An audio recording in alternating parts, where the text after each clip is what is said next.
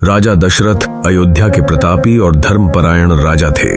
वे केवल एक शक्तिशाली योद्धा ही नहीं बल्कि अद्वितीय तीरंदाज भी थे। उनकी एक विशेष कला थी शब्द भेदी बाण, यानी केवल ध्वनि के आधार पर लक्ष्य को भेद देना। यही कला एक दिन उनके जीवन की सबसे बड़ी भूल और दुख का कारण बन गई। यह घटना उस समय की है जब राजा दशरथ एक बार वन में शिकार के लिए गए थे। जंगल में घूमते हुए उन्होंने एक नदी के किनारे से किसी के जल भरने की आवाज सुनी। उन्हें लगा कि कोई जंगली जानवर पानी पी रहा है। उन्होंने अपनी शब्द भेदी तीर विद्या का उपयोग करते हुए बिना देखे ही बाण चला दिया।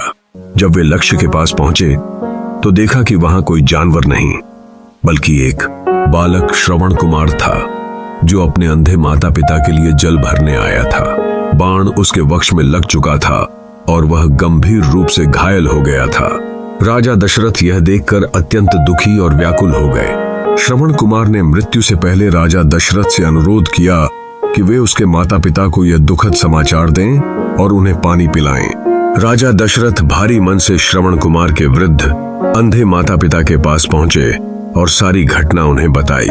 श्रवण कुमार के माता पिता इस खबर को सुनकर शोक में डूब गए।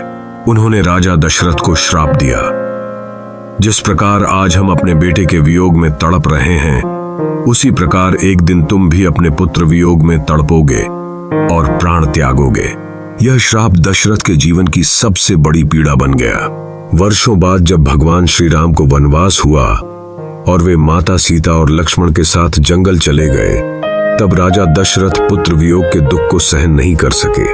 उन्हें श्रवण कुमार के माता पिता द्वारा दिया गया श्राप याद आया और वही दुख अंततः उनके जीवन का अंत बन गया।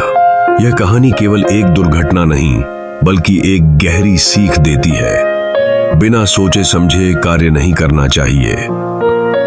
शक्ति और कला का प्रयोग जिम्मेदारी के साथ करना चाहिए।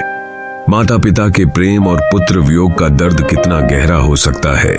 राजा दशरथ का यह प्रसंग न केवल रामायण की एक महत्वपूर्ण घटना है बल्कि मानव जीवन में करुणा, जिम्मेदारी और सोच समझकर कार्य करने की प्रेरणा भी देता है। यह कहानी आज भी लोगों को संवेदनशीलता और संयम की शिक्षा देती है।